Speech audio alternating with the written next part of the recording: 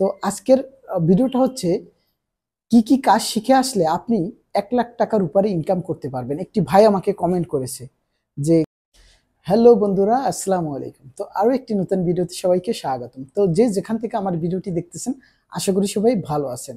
তো আজকের ভিডিওটা হচ্ছে কি কি কাজ শিখে আসলে আপনি 1 লাখ টাকার উপরে ইনকাম করতে পারবেন। একটি ভাই আমাকে কমেন্ট করেছে যে কি কি কাজ শিখে গেলে আমার বেতন 1 লাখ টাকার উপরে হবে।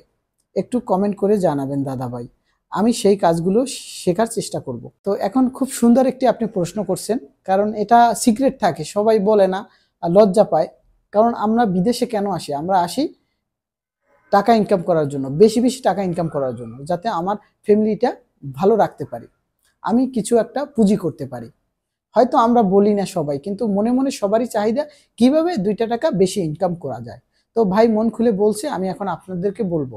কারণ আপনারা বিদেশে আসলে মনে করেন যে আসলেই মনে হয় টাকা আর টাকা।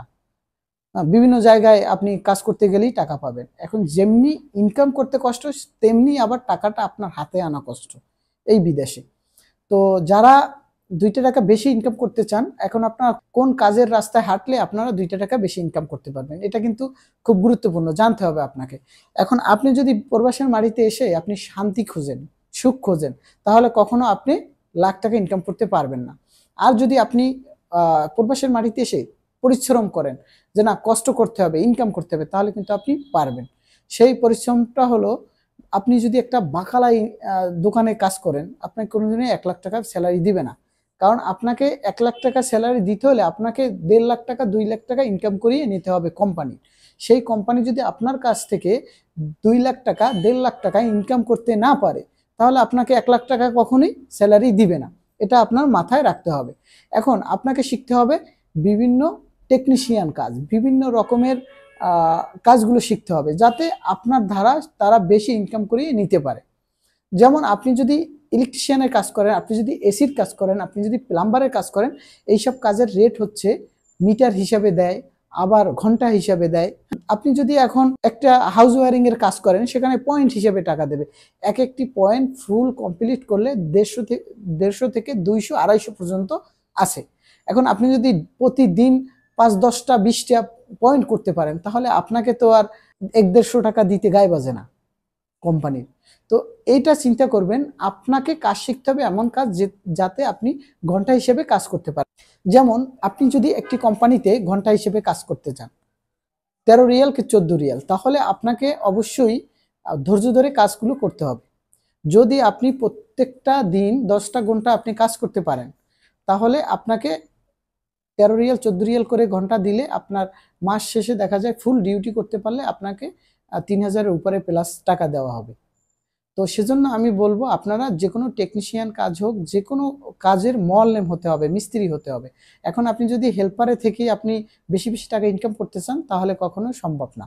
আর আপনি যদি শান্তির কাজ খোঁজেন, সেখানেও আপনাকে বেশি স্যালারি কখনোই দেবে না। তো আপনারা যারা কষ্ট করতে পারবেন, বিভিন্ন কাজ শিখতে হবে।